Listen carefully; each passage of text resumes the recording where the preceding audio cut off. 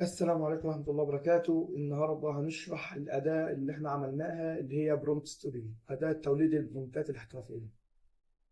هنشرحه بالتفصيل عشان تعرف تطلع البرومبت اللي انت محتاجه من أقل التفاصيل، وسهل جدا. الموقع مش محتاج يعني واحد فاهم، هو انت يعني كل الكلام قدامك وعربي، أي حد هيفهمه. تمام؟ يلا نبدأ. أول خانة معانا هي دي لغة البرومت. انت عايز البرومت يطلع لك عربي او انجليش. انا بفضل الانجليش لانه بيطلع نتائج حلوة في اي برنامج اي ار. تمام. هنا بقى المقاس بتاعك انستجرام، يعني انا حاطط جميع المقاسات اي 3 واي 4 وفيسبوك. ممكن انت تعمل مقاس مخصص من هنا. يعني مثلا اكتب مقاس مخصص، وهاجي هنا مثلا هكتب 2000 في 2000، هيطلع لي المقاس اللي انا عايزه. هنا بقى المربع ده وصف الخلفية. هنا وصف الخلفية، مثلا انا هعمل تصميم لبرجر، فهقول له ايه؟ عايز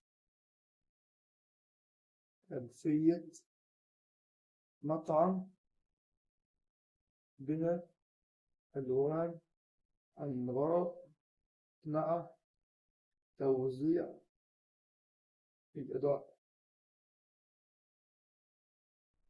تمام. انت كده شرحت الخلفية، انت بتكتب عادي بالعامية جدا. هنا بقى المربع ده بيختار فيه نوع التصميم، مثلا لوجو بوست السوشيال. هنا بنختار مثلا لوجو بوست سوشيال، تختار نوع التصميم ذات نفسه. انا هختار بوست سوشيال المجال اللي انا عايزه.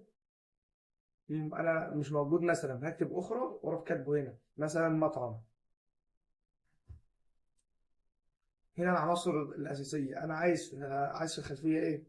انا عايز شخص، يكون في منتج ويكون في خلفيه، مش عايز ايقونات. هتكتب له عايز شخص واقف وماسك برجر. تمام. انا قلت كده بس.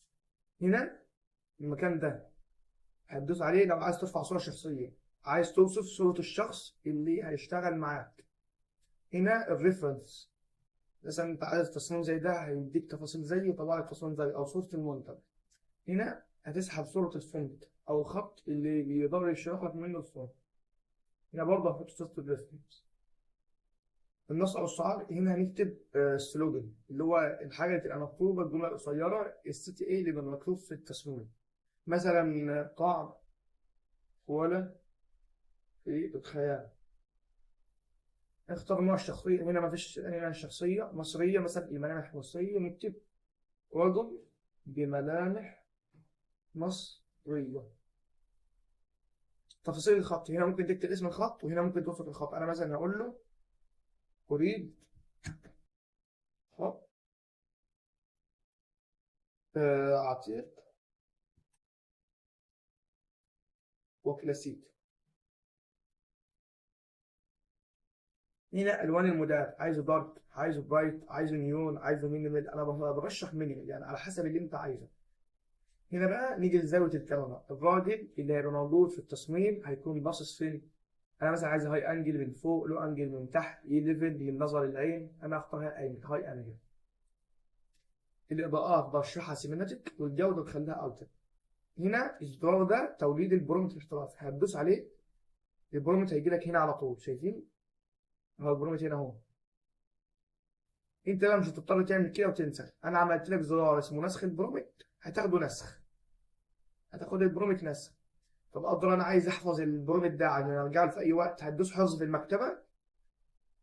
مش هتحفظ فين؟ هتحفظ هنا اهو. وكل شخص ليه مكتبه خاصه، يعني مش هتفتح تلاقي مكتبه بتاعت غيرك. يعني الموقع الصراحه جميل جدا وبيطلع نتائج رهيبه، يعني نتائج رهيبه بمعنى الكلمه. فبصراحه يا ريت تجربوه وتقولوا لنا رايكم. هنسيب الرابط في الكومنتات او الوصف.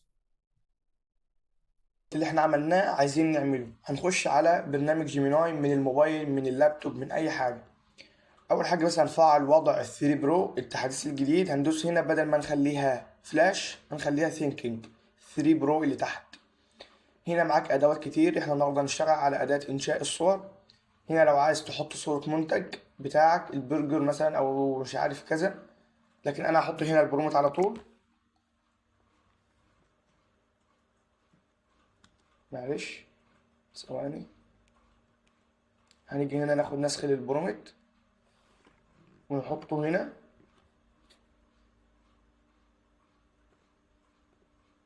هو البرومت بيبقى مديك كل حاجة انت كتبتها مع وصف ان هو يطلع لك حاجة بالشكل اللي انت عايزه ومتصوره. فاحنا هننتظر شوية على بال ما يعمل جنريت للصورة.